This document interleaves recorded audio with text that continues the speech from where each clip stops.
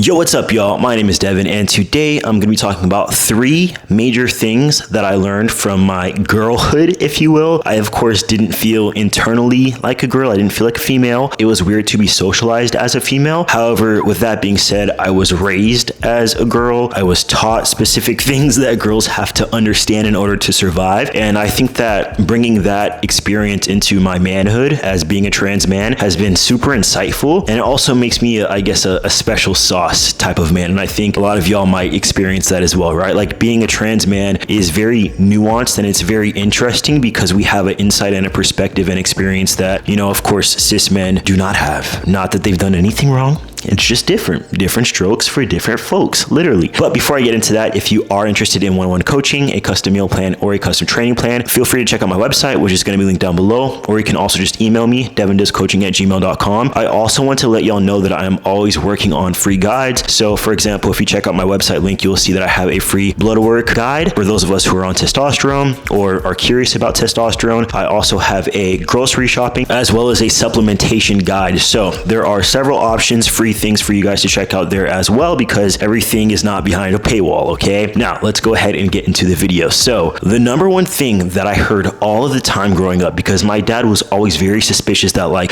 I was gonna get kidnapped or someone was gonna take me somewhere, and I guess that's a valid suspicion, right? Like, you have a little kid and you want to make sure that they're aware of their surroundings and not gonna be harmed, essentially, right? And this may be triggering for some people, potential bodily harm. Okay, so I used to hear my dad say a lot, never let them take you to a second location. Realistically, the fear that I would get kidnapped was very rampant. I was never allowed to go to any sleepovers. Literally until my adulthood, I was not allowed to sleep over at anybody else's house, right? I barely was able to like go out on like, play dates, or in middle school, I wasn't able to really go out with too many people. My dad would never let me ride in anyone's car. All of the overprotective things that you could possibly think of was my childhood. So that added an extra layer of like weirdness on top of like how I already felt being trans and not really having the language to articulate that. And then also, everybody's going to this. People are going to field trips. People are doing overnight trips and stuff like that. And I'm the odd man out who never really went. My dad was always telling me I would get kidnapped, right? And he would always say, if they're taking you to a second location, they're going to end you, essentially, right? So, I totally understand like wanting to be aware of your kid. And for what it's worth, I guess the little boys could have gotten told that as well. I know personally, my little brother did not get told every 2 seconds, you're gonna get kidnapped. So the second thing that I learned, and this comes later in life, right, is that men get respected and treated with higher esteem in society. And we always hear that, but I think it's different to literally be socialized and met as a girl, as a female person, and how people treat you that way, right? Whether you're like at a grocery store, oftentimes people will respect men more. They'll listen to what they have to say more. There's more respect there. There's more of a level of being taken seriously. And I was just taken so unseriously before I started testosterone, to the point where the difference in how people treated me was stark, right? If I walk up into a barbershop right now, people are going to be like,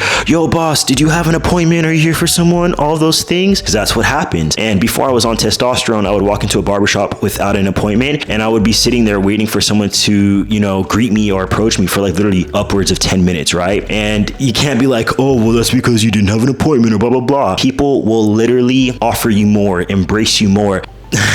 Like, there's privilege, like male privilege is very real. Of course, that privilege comes at the level of me being stealth, right? People don't know I'm trans, and therefore they're treating me like they would treat any other guy. And it definitely shows, and it definitely comes across. And it's weird that I don't even think people know they do it, right? I really don't believe that people know that they do this. It's just a subconscious thing. But because I'm explicitly aware of how people treat me, I am very conscious of not treating other people the same way, right? There's a difference, and we have to acknowledge that, and we have to move accordingly to justify these things, right? We cannot perpetuate and add to misogyny. Like, we have to literally dismantle it. And I think that dismantling these power structures literally starts at your ground level interactions, right? A lot of times people will say, like, there was a comment on another video that I posted, society does not accept non-binary people, and someone commented, well, that's just the way it is. Well, you're perpetuating the way that it is, right? We have power in our everyday actions and the way that we interface with people and how we speak to people and the type of content that we support and that we don't support, what we find valuable. So I think that non-binary people should be treated like everybody else. I can't believe I have to freaking say that, but apparently some people who watch my videos do not believe that. And guys, we uphold societal norms. To say that's just the way it is because of society is neglecting your personal responsibility to try to make things better. You know, there was a point in time where people who were gay could not get married. Did people stop at, well, that's just the way it is, that's just society? No. There's a point in time where trans people could not, you know, get actual hormones through proper channels of the medical system, right? There's a time where trans people could not update their gender markers. Did people stop and say, well, that's just the way it is? All of the rights that we have now, being, you know, queer and part of this community, comes because people were not complicit. It comes because people were willing to challenge the societal norms. So please understand that we do have a certain level of responsibility in our day-to-day lives. When you walk out in the street and when you meet people and when you talk to people, that is power. You have power in those actions, right? When I'm talking to trans people, that is a powerful connection. Some people literally do not have any trans people in their real lives, right? The amount of people that I talk to on Instagram and YouTube as well, this is to be visible, right? I'll be honest with you guys, the amount of like hate that I've been receiving is kind of sketchy because I see some of the people who leave me like disgusting,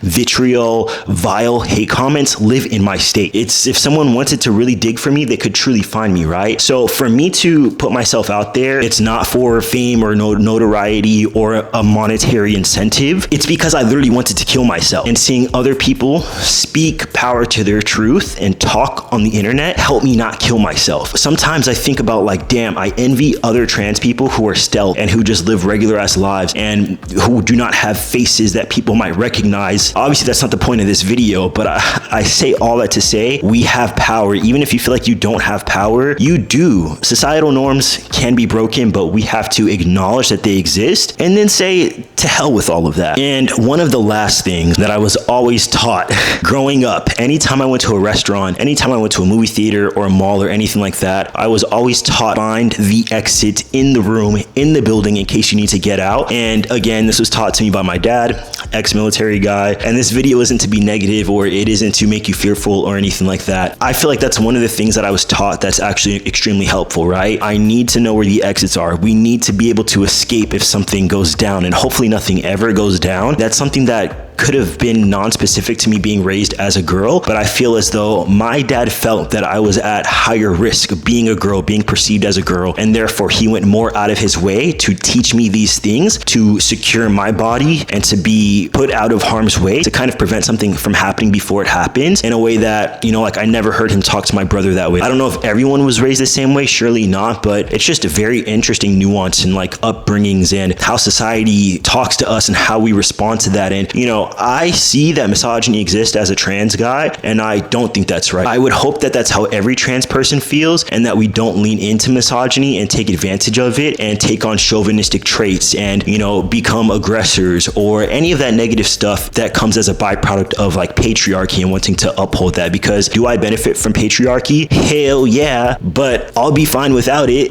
because I made it 20 years without patriarchy. As much as it's cool, I guess, that people listen when I talk, can we listen to everybody when they talk? I wouldn't lose anything if that happened, right? If you have noticed anything that you feel makes your experience on this earth different being trans, I would totally want to hear that. If you do not yet follow me on Instagram, I'm posting all of my prep updates on Instagram, so definitely check it out. It's at DVNSPRS, but it's also going to be linked down below. And like I always say, Devin loves you, Devin's a Don, and Devin is out of here, boy.